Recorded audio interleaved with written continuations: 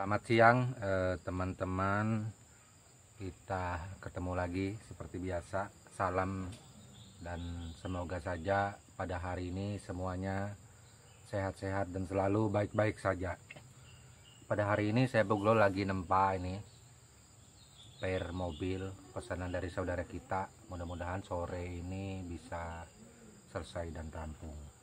Jadi sambil menempa saya Buglo beristirahat sebentar untuk menanggapi request dari saudara kita yang bertanya tentang yaitu masalah sosok Panglima Dayak Benua atau Pangkalima Dayak Benua itu empu seperti apa dan siapa saja orangnya yang empu ketahui, karena di dalam konten empu juga ada bercerita tentang masalah sosok Panglima Dayak Benua zaman dulu. Tetapi empu tidak pernah menyebutkan siapa saja orangnya. Kalau memang ada Panglima Dayak Benua di zaman dulunya, empu paling enggak tolong empu sebutkan biar kami bisa tahu paling enggak beginilah artinya diantara orang-orang yang memang mempunyai ilmu, yang mempunyai kesaktian di zamannya yang empu ketahui.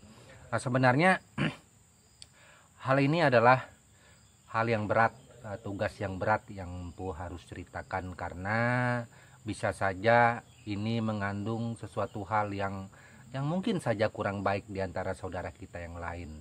Tetapi apa daya, karena ini permintaan, empu berusaha membuat bahasa yang sebaik mungkin, sekiranya tidak menyinggung siapa saja, tidak mengganggu siapa saja. Pada dasarnya empu bercerita secara real dan berusaha sebaik mungkin. Kalau memang seandainya di dalam cerita ini ada sesuatu hal yang empu ceritakan kayaknya kurang tepat, empu kayaknya kurang benar, empu sumpamanya ya maklum, namanya bercerita. Seperti saya empu Glol, karena saya bukan pengalaman dari buku, saya bukan dari pengalaman dari catatan Belanda, saya bukan pengalaman dalam mendengar cerita-cerita dari yang tertuang dalam buku sejarah, karena saya bercerita berdasar dari orang-orang tua dulu, kakek-kakek, nenek-nenek yang bercerita kurang lebih apa yang saya dengar maka saya sampaikan. Dan kebetulan orang-orang yang bercerita kepada saya ini hampir meninggal semua sudah ya.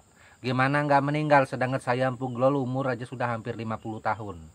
Itu kalau di saat itu mereka bercerita umur 70-an, sedangkan saya umur sumpamanya 10 tahun atau umur 12 tahun, dipastikan mereka sudah meninggal. Seandainya mereka umur 70 waktu itu ditambah umur sekarang, mungkin 90-an, 100-an lebih pasti sudah meninggal. Seperti apalagi mereka yang bercerita ini rata-rata umurnya itu di atas 80 tahun. Seperti itu, dan mereka mengikuti sejarah yang ada karena ini berkaitan atau dekat sekali dengan zaman mereka. Seperti itu. Nah, jadi seperti ini saudaraku, mohon maaf buat semua saudaraku warga Benua, Dayak Benua yang ada, saudaraku ini ada yang ada di Kabupaten Kutai Barat. Kalau sumpamanya cerita saya ini salah, tidak benar, mohon dibenahi, mohon diluruskan, mohon dibantu dengan cerita yang benar seperti apa, agar sekiranya saudara kita yang lain di luar sana tahu Dayak Benua itu seperti apa. Nah, itu seperti ini. Oke, kita akan memulainya dari awal. Mungkin ini dari sosok siapa dulu nih harus empu ceritakan, karena ada beberapa orang yang akan saya empu ceritakan. Mungkin saya bercerita mulai dari awal Taman Poke. Taman Poke ini adalah salah seorang pemanuk di dataran Sungai Ohok. Sungai Ohok ini meliputi Bongan, mohon maaf bukan Bongan, meliputi dari wilayah dari Lempunah, Muara Nayan, Mancong, dan Muara Tae saat ini. Jadi Taman Poke ini di zaman pendudukan Jepang, di zaman itu melakukan perlawanan terhadap Jepang, ketika di waktu itu Jepang kepingin melakukan atau ingin menaklukkan daerah kampung-kampung di sepanjang Sungai Ohog. Tetapi di sepanjang Sungai Ohog adanya penolakan dari Taman Poke beserta kawan-kawannya, sehingga Taman Poke melakukan perlawanan ini dan berhasil membunuh Panglima Jepang yang namanya Tuan Nabe. Jadi Tuan Nabe, Panglima Jepang, gugur di tangan Taman Poke beserta kawan-kawannya yang ada pas di kampung Muaranayan pada saat itu. Nah, ini timbullah gejolak peperangan yang ada, berawal dari situ juga sehingga pertempuran ini terjadi sampai jatuh kepada Muara Muntai dan lain-lainnya sampai ke wilayah daerah Sungai Bongan. Sungai Bongan juga di zaman itu kalau tak salah dipimpin oleh Kakak Kode yang berhasil membunuh beberapa orang serdadu Jepang di Lamin Resak. Nah, ini adalah bukti-bukti bahwa orang-orang benua di zaman itu sudah melakukan perlawanan terhadap penjajahan, meski pada kala itu mereka kurang tapi mengerti artinya Republik Indonesia, karena mereka tetap mempertahankan daerahnya ketika merasa terganggu, ketika merasa ada sesuatu hal yang kurang baik, orang luar masuk ke daerahnya membuat sesuatu semena-mena, maka ini adalah hal yang sangat berpantang bagi kita orang suku Dayak, bagi kita orang benua. Maka orang semacam ini harus dilenyapkan, yaitu penjajah yang kita kenal di zaman ini, yaitu Jepang. Jadi berangsur-angsur Jepang di pendudukan di pedalaman di wilayah Ohog ini akhirnya keluar dari Sungai Ohog, tidak jadi melakukan pendudukan termasuk di wilayah Resak. Mereka juga banyak yang terbunuh, sampai ke wilayah Bentian juga banyak yang Jepang-Jepang yang terbunuh. Kemudian mereka sampai ke daerah Muara Muntai, di daerah kampung orang Kutai pada saat itu juga melakukan penumpasan terhadap Jepang di kala itu. Jadi banyak sekali Jepang yang gugur di pedalaman Kabupaten Kutai Barat, Kalimantan Timur. Jadi sisa-sisanya mereka pulang melalui bantaran Sungai Mahakam yang ada, sehingga sampai ke Kutai Kertanegara yang ada nggak berapa banyak, hanya sisa-sisanya saja. Nah, itu sedikit cerita tentang Taman Poke. Dan Taman Poke ini juga ada tercatat di dalam sejarah kepahlawanan suku Dayak dalam mempertahankan Republik Indonesia. Itu ada ditulis namanya Taman Poke. Silahkan saudaraku cari cross check. Nah, untuk Taman Poke itu ada. Kemudian saya melangkah ke cerita masalah seseorang yang sangat dikenal sekali, yaitu di daerah Sembuan. Sembuan ini adalah letaknya di daerah Kabupaten Kutai Barat, Kalimantan Timur juga. Nah, itu masuk di daerah Sungai Sembuan ini merupakan tempat-tempat yang strategis, dan di kala itu tempat ini sangat diinginkan dan pernah juga sempat dikuasai oleh Belanda pada kala itu. Sehingga Belanda pada kala itu berhadapan dengan seorang pemanuk dari Dayak Benua, yaitu beliau bernama yang dikenal dengan nama Dut, atau sebutan lainnya itu Urang Benare. Nah, jadi kalau kita wilayah Kutai Barat, saya rasa nama Urang Benare tidak ada yang tidak tahu. Kalau nggak tahu Benare, semua akan tahu. Nah, jadi Benare ini sempat melakukan perlawanan terhadap penjajahan Belanda di kala itu. Jadi pertempuran yang pernah beliau lakukan, mohon maaf kalau seumpamanya salah, tolong diluruskan. Beliau juga pernah ikut bertempur mempertahankan Sanga-Sanga juga pada kala itu, dan beliau juga pernah bergabung dengan Jenderal Sudirman, yaitu mengikuti pasukan Siliwangi ini di bawah pimpinan Jenderal Sudirman, serta mendapat piagam penghargaan atas perjuangan beliau. yang mempertahankan negara Republik Indonesia. Sedangkan orang Benare ini di dalam perjuangannya ini juga beliau pernah ditahan oleh Belanda, yaitu dipenjarakan di Banjarmasin di kala itu. Kemudian sekeluarnya beliau dari Banjarmasin balik ke daerahnya, tetap berjuang untuk mempertahankan negara Republik Indonesia ini dari penjajahan atau dari pendudukan Jepang, dari pendudukan Belanda. Sampai ke pendudukan Jepang juga beliau tetap melakukan perlawanan. Dan untuk cerita ini lebih jelas, mungkin saudaraku bisa mencari buku yang bercerita atau sejarah tentang orang Benare. Ini ada bukunya, kalau tak salah ada bukunya di daerah Kabupaten Kutai Barat. Nah, ini sudah 2 orang dari suku Dayak Benua. Terus siapa lagi empu yang empu ketahui? Salah satu lagi di zaman pendudukan Belanda, di zaman itu saya rasa tidak ada yang tidak kenal juga yang namanya Jenulen. Jenulen ini dengan nama Ngilik atau dia dengan sebutan lainnya Kakak Gahek. Kakak Gahek ini adalah manti solai di daerah yaitu Lou Tolat. Lou Tolat ini meliputi Tolat, Moralawa dan sekitarnya. Jadi wilayah Tolat, Moralawa dan sekitarnya ini adalah wilayah daripada kekuasaan Jenulen. Sedangkan gelar Jenulen ini berasal dari Kutai Kertanegara. Itu Kutai Kertanegara pertama memberikan gelar kepada ayahnya Jenulen yang Kakak Gahek ini, Jenulen I, gelar dari Kesultanan Kutai. Kemudian Kakak Gahek diberi gelar juga dengan sebutan Jenulen II oleh Kutai Kertanegara pada masa itu. Jadi pada masa pendudukan Belanda pada saat itu, seluruh wilayah kita Kalimantan Timur, termasuk Kabupaten Kutai Barat, pada saat ini kan Kutai Barat, kalau pada saat itu kan Kutai Kertanegara masih.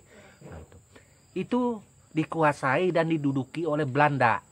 Tidak ada sejengkal pun daerah yang tidak dikuasai oleh Belanda. Hanya satu daerah yang tidak pernah dikuasai Belanda hingga akhir hayat beliau, yaitu daerah kekuasaan Jenulen.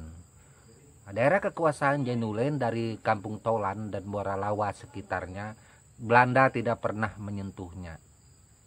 Bahkan di situ juga dikatakan bahwa Belanda secara terang-terangan berkata bahwa Belanda tidak ingin atau tidak mau berhadapan dengan sosok seorang Jenulen.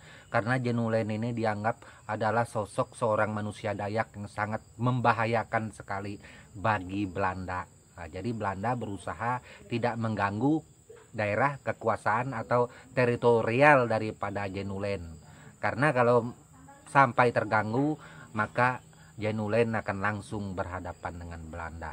Jenulen juga pernah menyampaikan, menurut cerita yang ada, bahwa dia tidak pernah takut dengan Belanda. Berapapun jumlah Belanda, beliau siap menghadapinya sendiri. Itu terus terang bahwa kepanglimaan kita dari suku Dayak Benua ini dari turun-menurun dari zaman dulu. Orang Benua tidak punya pasukan. Kalau dia panglima, dia panglima sendiri. Kalau dia berperang, dia juga berperang sendiri. Mati pun sendiri, tidak ada pasukan. Itu kita Benua dan tradisi itu turun-menurun hingga saat ini. Itu kalau kita Dayak Benua hingga saat ini kita tidak punya pasukan. Itu dia hanya sendiri, tunggal, single vector. Nah, ini kita tradisi kita Dayak Benua. Jadi Belanda sangat tak mau berhadapan dengan beliau ini, sehingga daerah-daerah yang dikuasai Belanda menghindar dari daerah tersebut. Jadi seluruh wilayah kita yang ada Kalimantan Timur, bahkan daerah-daerah di Indonesia yang ada, itu daerah Tolat, Moralawa itu tidak pernah dikuasai oleh Belanda. Nah, ini adalah seorang manti dari Tolat Dayak Benua atau seorang panglima yang memang sangat disegani di kala itu. Nah, jadi bahkan Belanda yang begitu banyak pasukannya, nggak main-main, itu berpikir menghadapi sosok seorang Jenulen.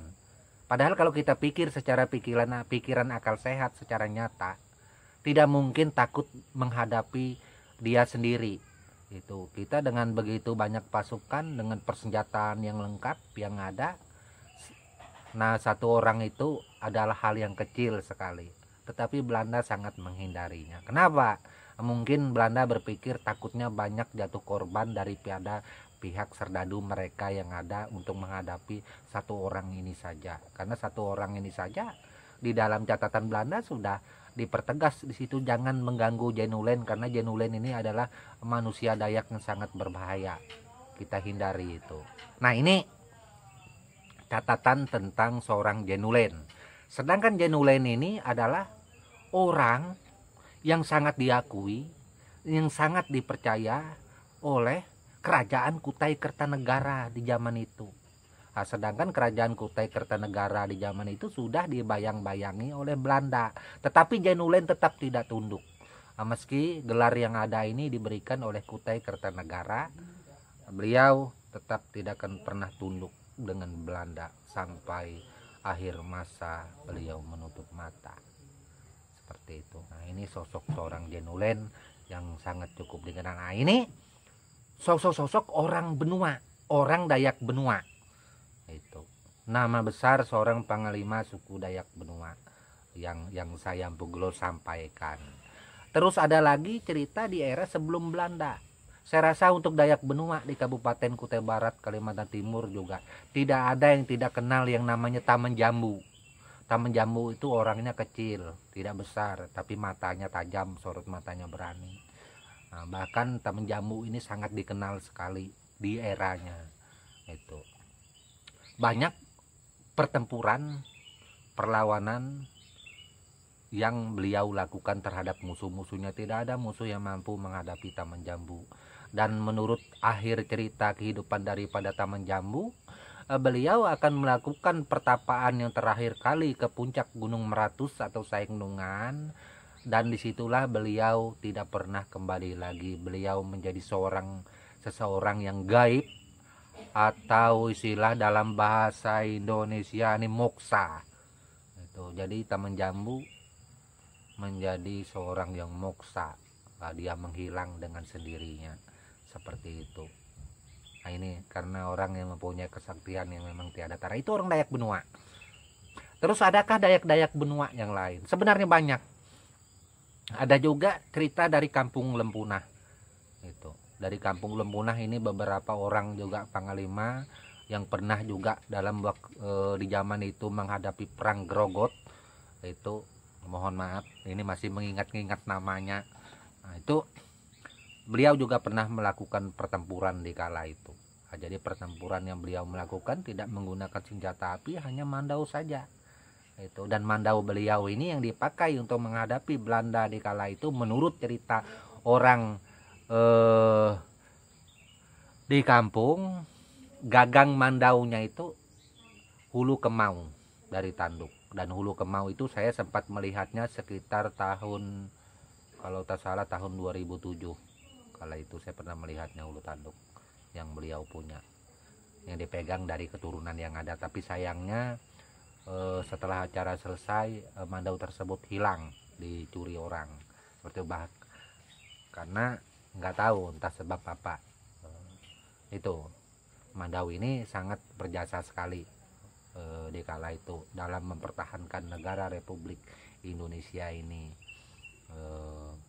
yang ada seperti itu. Saya lupa namanya. Nah, ini lupa, sorry, maaf. Itu jadi itulah beberapa orang panglima suku Dayak benua yang empu sebutkan, yang empu ingat, yang empu ketahui. Mungkin yang lain empu tidak cerita, sebenarnya banyak sekali itu yang ikut atau berjuang mempertahankan negara Republik Indonesia. Itu empu bisa membuktikannya seperti apa, saya tidak bisa membuktikannya karena saya hanya bercerita dengan mulut. Kalau seandainya saudaraku kepingin membuktikan lebih jauh tentang Dayak benua, silahkan cari di Kutai Barat atau cari bukunya, atau tanya kepada pemerintah Kutai Barat, mungkin mereka juga ada menyimpan tentang cerita-cerita ini atau arsip-arsip yang masalah menyangkut hal ini. Itu itu, karena saya empu hanya bercerita menurut cerita orang tua, orang yang sebelum saya. Hanya itu, kalau salah saya mohon maaf itu. Tetapi saya rasa cerita saya ini banyak benarnya dibanding salahnya, paling sedikit saja yang meleset, kira-kira seperti itu. Oke, akhir kata itu saja yang saya Empu Glo sampaikan untuk menanggapi permintaan dari saudara kita yang ingin cerita tentang sosok seorang panglima Dayak Benua itu. Dan akhir kata saya Empu Glo ucapkan salam budaya dan tabe semua untuk kita semua di mana saja berada. Amin.